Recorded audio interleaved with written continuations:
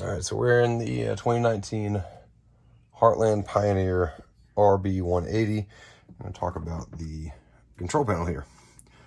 So, of course, battery, fresh water, black water, gray water. Everybody knows the black water sensors get clogged.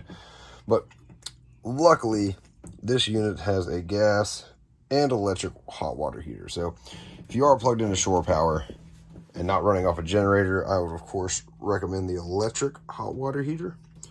Kick that on and it just keeps it nice and warm. If you don't, you're free camping. The gas hot water heater does work great. You want to make sure that the hot water tank is filled. Fill up your fresh water tank and then fill your lines up, run the faucet, it'll fill up itself. Then when you're ready to take a shower, hit that gas, wait about 20 minutes, and then you're good to go.